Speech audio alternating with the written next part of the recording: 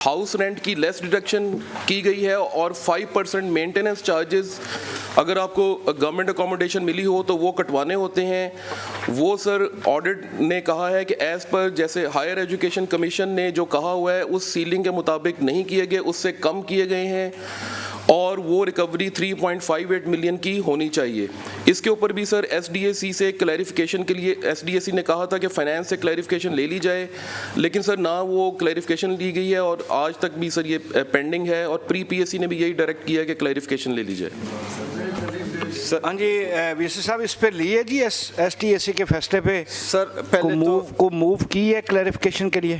Sir पहले sir हमारी आप कंटेंशन सुन लें जी। It's a very simple para sir. मैं आपको मोहम्मद अली शाह साहब बैठे हैं vice chancellor university of Punjab. बिल्कुल कंटेंशन सुनने हम अर्ज तो सुने। गुजारिश ये है कि ये जो एसडीएसी का फैसला है ये आपकी ही कंटेंशन है, आपका ही केस है, आपका ही मुद्दा है।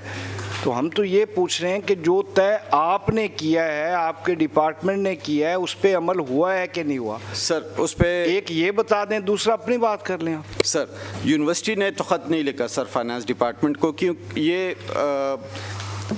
ये जिन की बात कर रहे हैं टीटीएस एम्प्लॉइज़ का, उनके सैलरी के दो कंपोनेंट होते हैं, एक बीपीएस का कंपोनेंट होता है और एक फिर टीटीएस का कंपोनेंट होता है। अच्छा, आपकी इस गुफ्तगू से हम ये समझें या ये हमारी समझ में आए कि ये जो एसटीएसी का फैसला गलत है?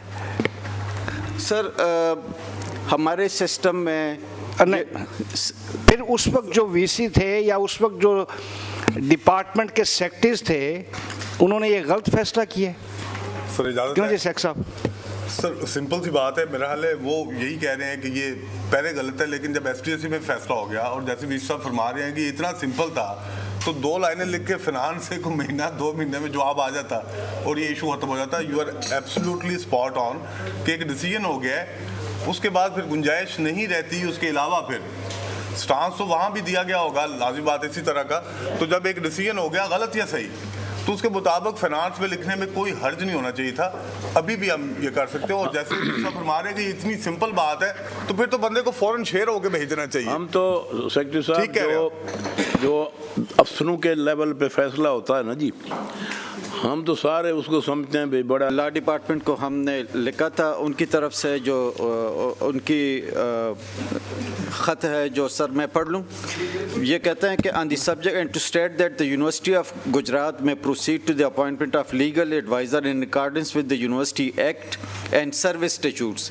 तो जो अपनी पॉलिसी की वो बात नहीं कर रहा है, जो ऑडिट कर रहा है कि भाई वो लॉ डिपार्टमेंट की पॉलिसी है तो उसके मुताबिक करें, वो हमें कह रहे हैं कि आप गुजरात के एक्ट और सर्विस स्टैट्यूट्स के मुताबिक जो है आप अपॉइंटमेंट, और हमने उसी के मुताबिक किया हुआ है। सर ऑडिट वाले इस पर बात करें जो उनको ने सर ये लॉ डिपार्टमेंट में तो ये कह दिया कि भाई आप अपने रूल्स एंड प्रोसीजर के साथ चलें। जी सर, मैं सर इसको थोड़ा सा डिग आउट करने की ज़रूरत है कि ये उन्होंने कैसे कह दिया है, क्योंकि सर ये उनका जी सर मैं सर ये पॉलिसी पढ़ देता हूँ ना sir. Policy an autonomous body for the purpose of engaging a legal advisor shall invite applications through advertisement in at least 2 national daily newspapers of wide circulation indicating requisite qualifications, minimum active practice as advocate as per para 2, the duties to be performed and the maximum remuneration offered. उसके बाद sir further the autonomous body shall clearly indicate in the advertisement that a legal advisor may be offered appointment at a remuneration which may be lesser than the maximum remuneration offered in the advertisement. The candidates shall be advised to address their applications to the autonomous body. The autonomous body shall forward to the government all applications of the candidates along with the comparative statements and its recommendations.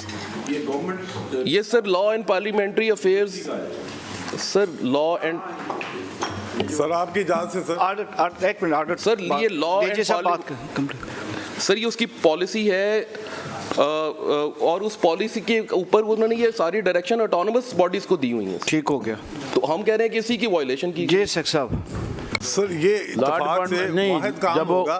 एक minute sir please. जब आप कहते हैं कि भाई ये university appointment नहीं कर सकती, यूनिवर्सिटी भी जाती है लॉ डिपार्टमेंट के पास। लॉ डिपार्टमेंट कहता है कि जाओ आप अपनी मर्ज़ी से अपने रूल्स एंड प्रोसीजर और ज़रूरत के मुताबिक अपॉइंट करो। वहाँ लॉ डिपार्टमेंट को ये जो आपने रूल्स पढ़े हैं उस वक्त उनके पास नहीं थे। उन्होंने जब ये तो लॉ डिपार्टमेंट का बंदा हो तो उससे पूछा जाए कि जब आपने उन्होंने क्लियरेंस मांगी या आपसे उन्होंने अपनी राय मांगी तो आपने तो उनको कहा कि भाई आप अपनी मर्ज़ी से जो आपका सेट रूल्स एंड प्रोसीजर है यूनिवर्सिटी का उसके मुताबिक करें। तो जब लॉ डिपार्टमेंट को उनको कहेगा तो फिर ऑडिट कैसे उसके ऊपर ऑब्जेक्शन करेगा? एग्जैक्टली सर, मतलब आप कहते हैं ना जी उनको अप्रूवल लेनी चाहिए। अप्रूवल लेनी थी, अगर फाइनेंशियल मैटर हो तो फाइनेंस के पास जाएगा, कोई लीगल होगा तो लॉ के पास जाएगा। और लॉ डिपार्टमेंट का जवाब आपने खुद सुन लिया। अगर उस लॉ डिपार्टमेंट के जवाब पे कोई ऑब्जेक्शन है तो फिर उसके ऊपर बात कर लेते हैं। लेकिन उन्होंने तो अपना उस प्रोसीजर को अडॉप्ट किया और उसको उस प्रोसीजर के जवाब के मुताबिक उन्होंने अपॉइंटमेंट की। वैसे साहब एक मिनट, इस में प्रोसीजर क्या अडॉप्ट किया गया यूनिवर्सिटी की तरफ से, ज़रा इस ये बताइएगा ना सर। इस वीकेंड सर एक तो ये ऑनरेबल मेंबर का सर मैं थोड़ी सी क्लेरिफिकेशन कर दूं कि पहली दफ़ा शायद यूनिवर्सिटी ने कोई ठीक काम किया है कि जब अल्लाह को लिखा है तो ख़त में लिखा है कि आपकी पॉलिसी ये अलाउ नहीं करती तो क्या हम करें। तो फिर उन्होंने जवाब दिया कि नहीं, आप अपने एक्ट के मुताबिक और स्टैट्यूट्स के मुताबिक करें। एक्ट में क्या है? आपके एक्ट में कैसे आपको परमिट करता है? वो हमने यहाँ पे लगाया हुआ है सर। ये जो वीसी साहब इस अपॉइंटमेंट के लिए प्रोसीजर क्या अडॉप्ट किया गया है वो जरा बता दें। जो हमारे कोर्ट के केसेस होते हैं from time to time according to the nature of the case. नहीं, इसमें ऐड दिया गया है, इख्बार इश्तिहार दिया गया है, एडवर्टाइज की गई हैं? नहीं, मैं यही पूछ। नहीं सर, वो दिया भी नहीं गया है लेकिन उसकी रिक्वायरमेंट भी नहीं थी।